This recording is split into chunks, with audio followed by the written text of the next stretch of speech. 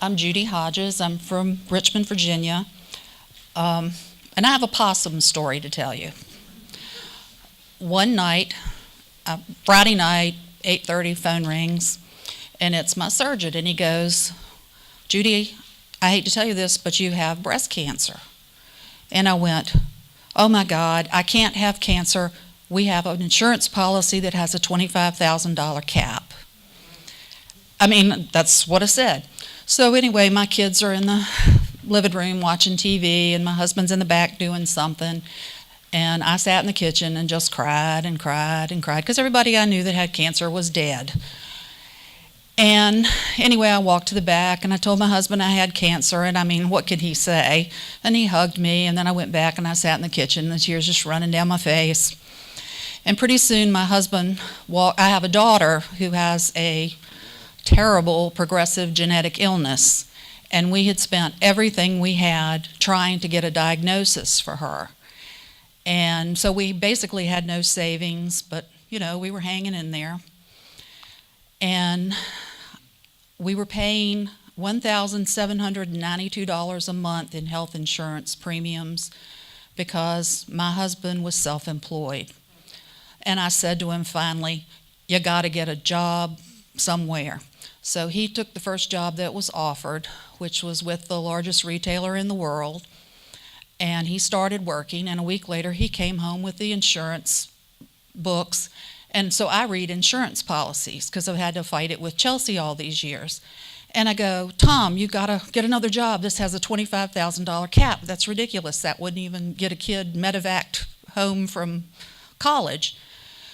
So anyway, I knew it was there. He was frantically looking for another job while hanging on to that job. And our rates went up every year because of Chelsea, because she was so sick and we were seeing so many doctors.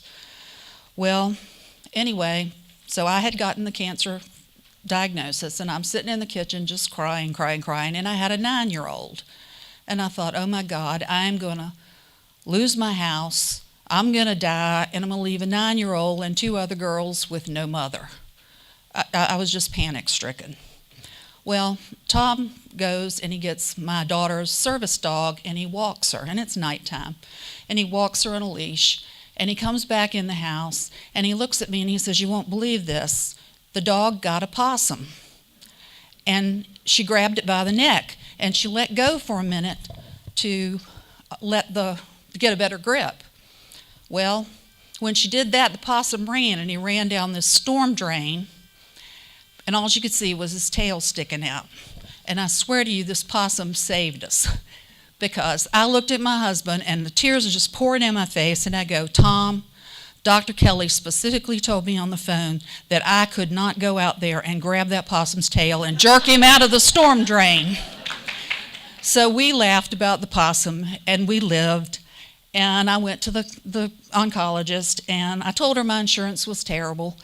And I said, "What does it cost to have cancer?" And she said, "Well, if nothing goes wrong, about $75,000. Okay, that was kind of hurtful, but I could live with it, I guess. And I still had 2 kids in college and a 9-year-old. Well, anyway, all along I kept telling people I have a $25,000 cap. Well, the insurance ran out, gee whiz, after 3 chemos. And everybody was pretty cool with it. The doctor said, we'll work with you. And like Monica, I'm an accountant, and you pay your bills. I wouldn't dream of going in the grocery store and taking food and not paying for it, so I wouldn't dream of going to the doctor's office and not paying for it.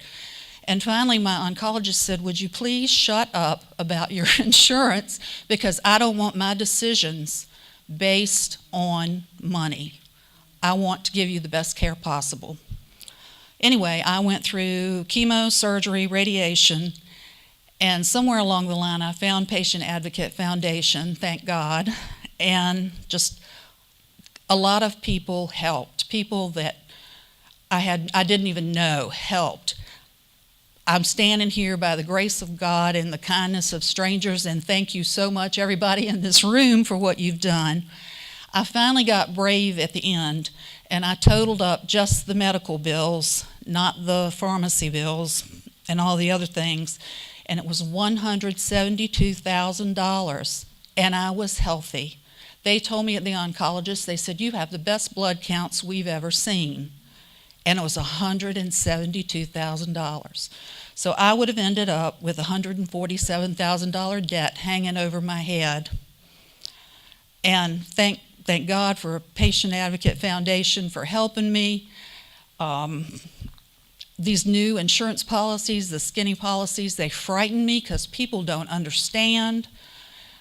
I don't want this to happen to somebody else. It was so horrible, and it was so ridiculous for this to happen in the United States of America, who's supposed to be the leader in medical breakthroughs, and it happened to us. Upper middle class people worked, went to church, volunteered, did all that stuff, and it gets you. So anyway, my goal from then on has been to ensure that all people have equitable access to quality health care, and I've been working for the last 12 years, and I'm going to be working towards it until I drop dead. Thanks.